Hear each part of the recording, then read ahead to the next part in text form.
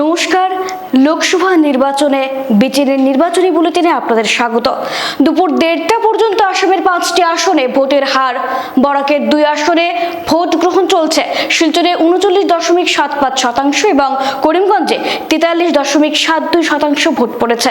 দুপুর 1:30টা পর্যন্ত আসামের 5টি আসনে অনুষ্ঠিত দ্বিতীয় পর্যায়ের নির্বাচনের ভোটের হার ছিল নগাঁওয়ে 41.45%, দরং উদালগুড়ি সমষ্টিতে 43.75%, ডিফু আসনে ভোট পড়েছে 44.25%। এদিকে বরাক উপত্যকার লোকসভার 2টি আসনেও দ্বিতীয় পর্যায়ে ভোট অনুষ্ঠিত হচ্ছে। দুপুর 1:30টা পর্যন্ত এই 2টি আসনের ভোট প্রক্রিয়ায় ভোটারদের বেশ ভালোই উপস্থিতি লক্ষ্য করা গেছে। তবে ভোট কেন্দ্রগুলিতে ভোটারদের উপচে পড়া পরিস্থিতি লক্ষ্য করা যায়নি। যদিও রোদ্দুরের তীব্রতা কমার সঙ্গে সঙ্গে ভোটাররা ভোট কেন্দ্র মুখ হবেন এমনটাই মনে করা হচ্ছে। এদিকে দুপুর 1:30টা পর্যন্ত শিলচর লোকসভা আসনে ভোট পড়েছে 39.75% এবং করিমগঞ্জ কেন্দ্রে 43.72% ভোট কাস্টিং হওয়ার খবর রয়েছে। এদিকে আজ শুক্রবার সকাল থেকেই ভোট প্রক্রিয়া শুরু হয় 2টি জেলার নির্ধারিত ভোট গ্রহণ কেন্দ্রগুলিতে। এর আগে দুপুর 12:30টা পর্যন্ত রাজ্যের 5টি লোকসভা কেন্দ্রে অনুষ্ঠিত নির্বাচনের শতাংশের নিরিখে শিলচর লোকসভা আসনে ভোট পড়ে 34.75% এবং করিমগঞ্জে ভোট পড়েছে 36.72%।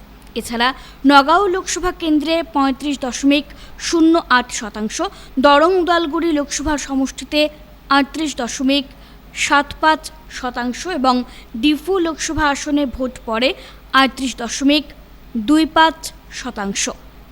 এদিকে আজ সকাল 7টা থেকে উপত্যকার সবকটি ভোট গ্রহণ কেন্দ্রে একযোগে ভোট গ্রহণের কাজ শুরু হয়, চলবে বিকেল 5টা পর্যন্ত। সচেষ্ট রয়েছে প্রশাসন, রয়েছে কড়া পুলিশি প্রহরা ও নিরাপত্তা বাহিনীর প্রখর নজরদারি। নিয়মিত টহল দিচ্ছে আসাম পুলিশের কমান্ডো বাহিনী। আর সবার উপরে প্রশাসনিক দৃষ্টি তো রয়েছেই।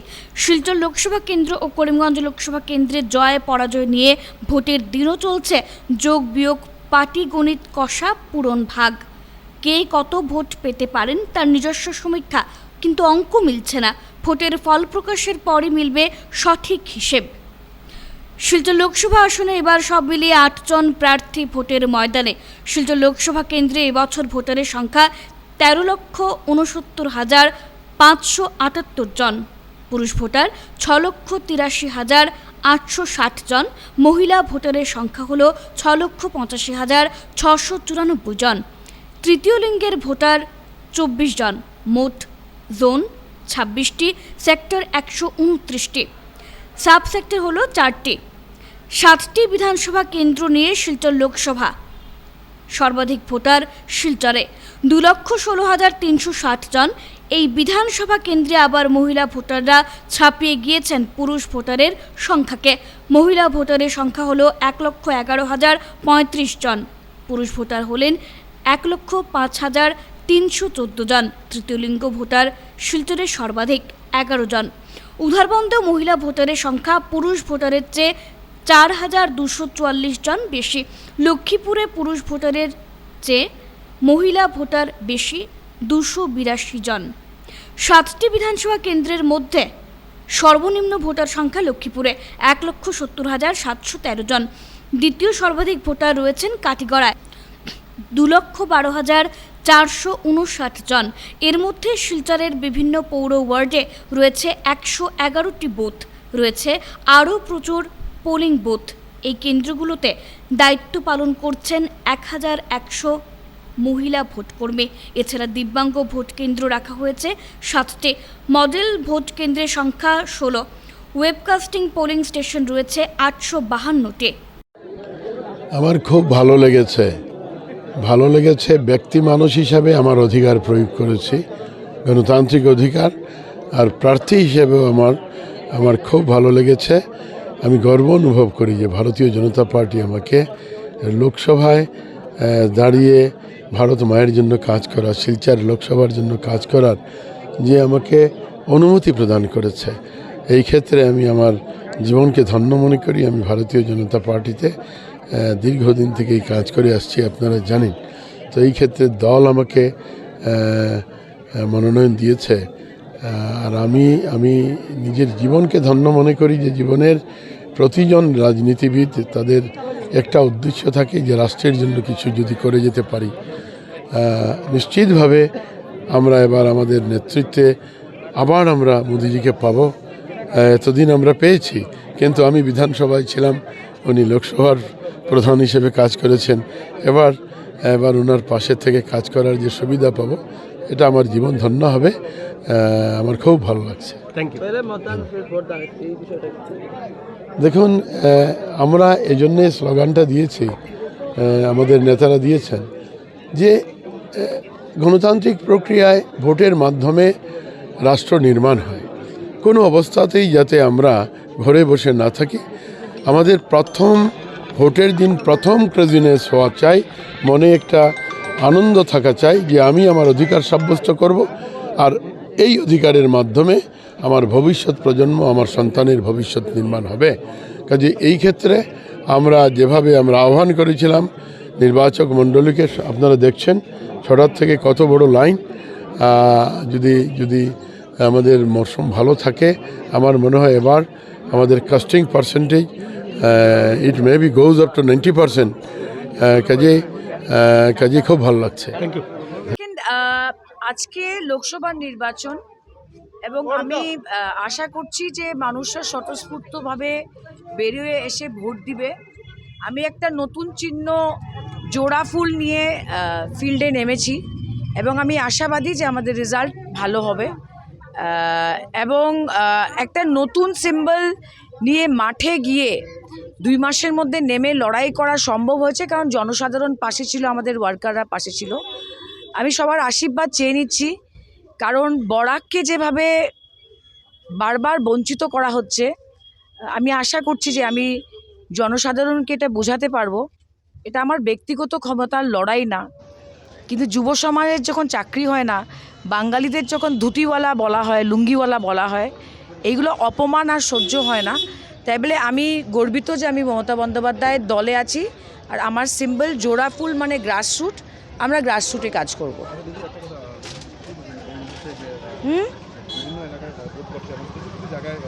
দেখেন, কে কোন দিকে ভোট দিবে এটা কেউ বলতে পারে না। আমি যদি বলি আমি এতটা ভোট পেয়ে যাব, বা বিজেপি বলছে ওরা 4 লাখ ভোটে জিতবে, এইগুলো সব ভাউতা। জনসাধারণ ভিতরে গিয়ে সিক্রেট ব্যালট দেয়। ইভিএম মেশিন 4 তারিখে খুলবে, যা ডিসিশন হবে সেটাকে মাথা পেতে গ্রহণ করব।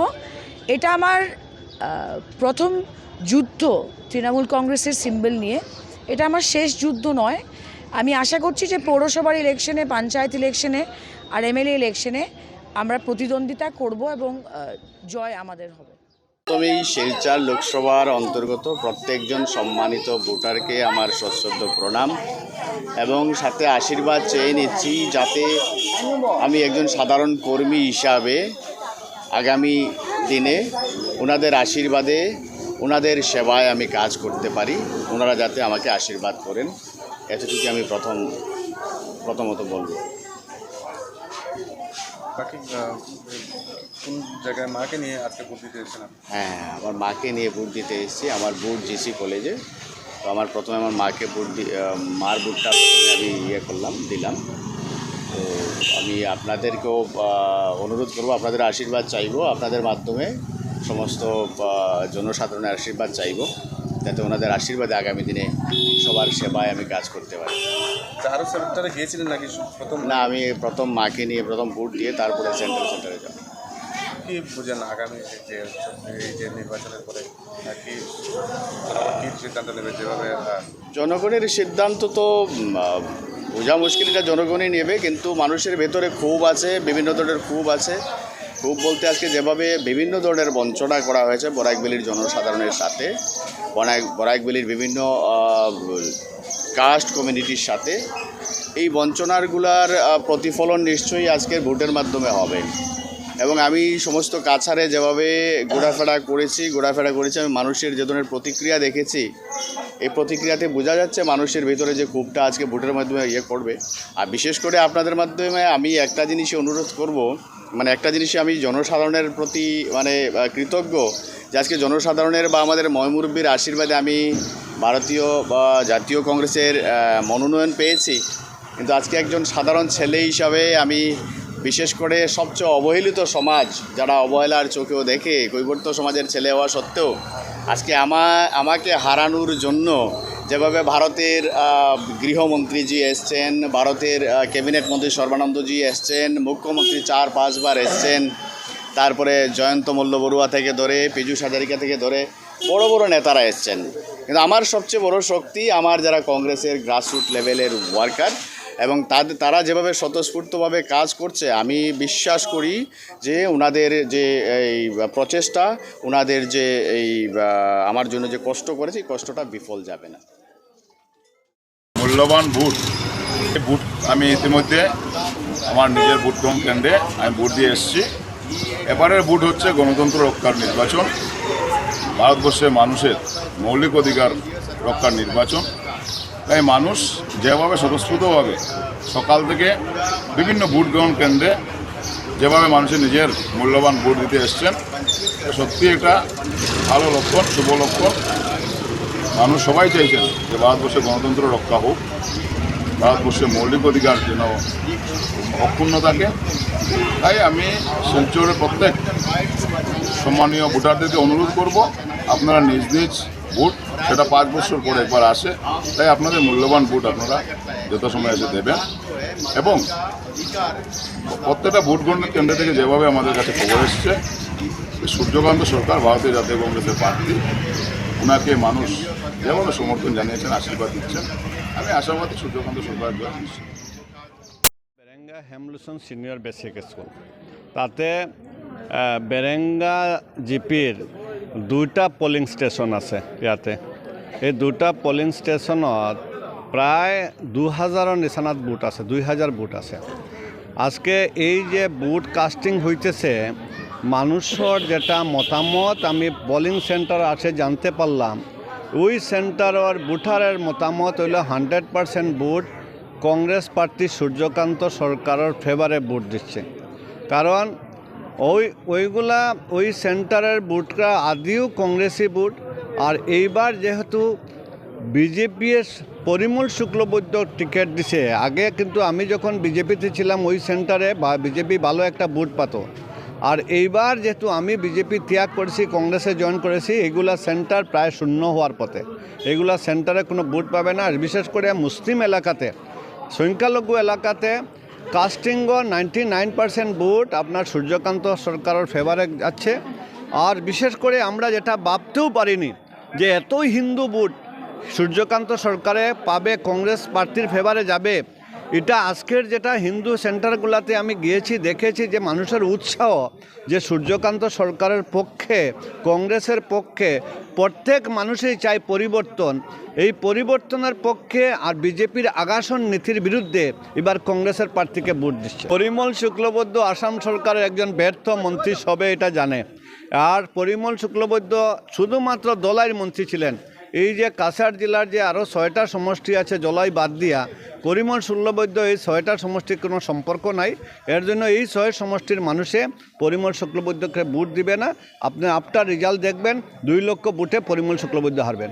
টিএমসিকে আনা হয়েছিল ভোট কাটিংয়ের জন্য। মানুষ বুঝতে পেরেছে টিএমসিকে ভোট দেওয়া, ভোট নষ্ট করা, টিএমসিকে ভোট দেওয়া, বিজেপিকে সাহায্য করা, এটা মানুষ বুঝতে পেরেছে। অর্থাৎ টিএমসি দেখবেন 1500 পোলিং সেন্টার আছে, প্রায় 1000 খানিক পোলিং স্টেশনে আপনার টিএমসি একটাও ভোট পাবে না, ওদের দোকান খুলবে না।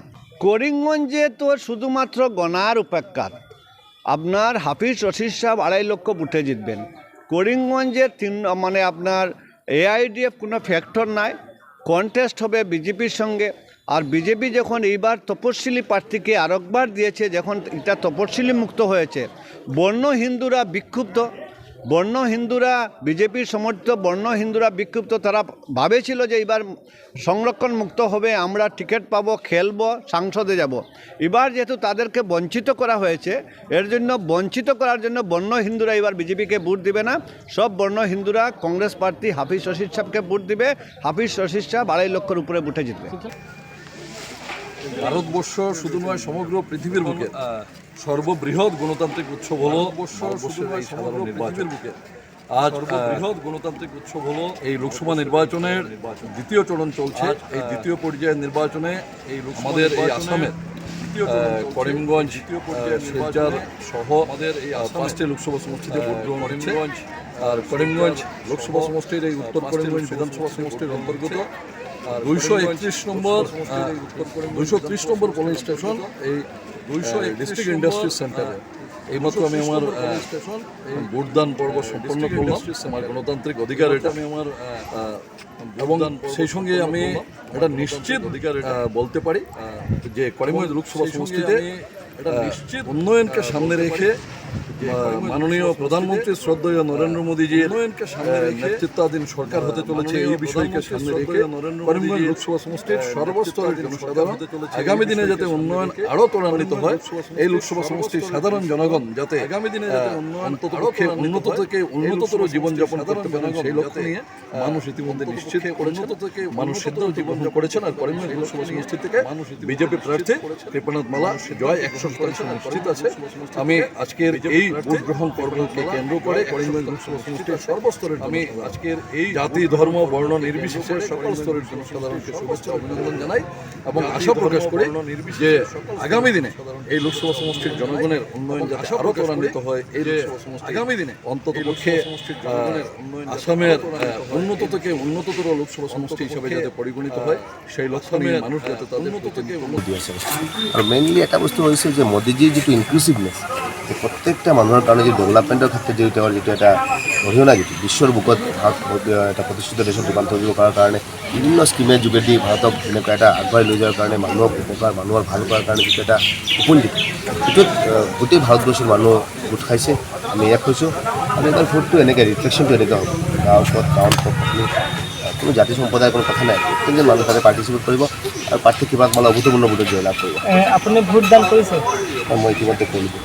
হয়, ইতিমধ্যে বিধায়ক মানে স্বতঃস্ফূৰ্তভাৱে ভোট দি আছে, ওলাই আছে, ভোট দি আছে, গৈ আছে, কোনো কোনো হেৰি নাই। আৰু প্ৰত্যেকজনে মানে তাতে লিখা আছে দেখা আপকিবাৰ মোদী চৰকাৰ, এনেকুৱা মানুহৰ এটা সপোন এটা যে মোদীজীক তৃতীয়বাৰৰ কাৰণে ভাৰতবৰ্ষৰ প্ৰধানমন্ত্ৰী হিচাপে চাব দেখিব। আৰু সেইকাৰণে এনেকুৱাই মানুহৰ মেণ্টেলিটি, মানুহৰ চিন্তাধাৰা এনেকুৱাই আছে, স্বতঃস্ফূৰ্তভাৱে ভোট হৈ আছে। এইবাৰ প্ৰাৰ্থী জিকিব, অভূতপূৰ্ণ ভোট। সেইকাৰণে ডিফাৰেঞ্চ বহুত ৰাখিব, আমি জিকিম বাৰু, এইটো কনফাৰ্ম। মুছলিম ভোট কি আপোনাৰ লগত পৰিব নেকি না কংগ্ৰেছৰ লগত থাকিব? আৰু মুছলিম ভোটটো মেজৰিটি আমাৰ লগত পৰি আছে, হিন্দু ভোটো আমি পাই আছোঁ। আমি এজন সমাজকৰ্মী আৰু সমাজকৰ্মীৰ লগত হিন্দু মুছলমান বৌদ্ধ খ্ৰীষ্টান নাই, জাত পাত নাই, সমাজকৰ্মী গোটা মানুহে ভোট দিয়ে। আমাৰ মানুহ আৰু কি কয় মানুহৰ লগত থাকোঁ, কোনো হিন্দুৰ লগত কিবা কোনো মুছলমানৰ লগত থকা মানুহ নহয়, মানুহৰ লগত থাকোঁ। আমাৰ ধৰ্মটো হ'ল মানুহ, আপুনি কথা আৰু মানুহ। আপুনি যে চেণ্টাৰত ভোট দি আছে কিমান ভোট কাষ্ট হৈ আছে ইয়াত এই টাইমত? কাষ্টিংটো জাষ্ট সৰু হ'লে আৰু আৰম্ভ হ'লে এণ্ডিং চব গম পোৱা যাব। 70% ইয়াত আৱেগ আছে মানুহৰ, মোৰ লগত আৱেগ আছে, সেইকাৰণে 70-80% কাষ্ট হ'ব পাৰে। পরবর্তী বুলেটিনের জন্য চোখ রাখুন BTN এর পর্দায়।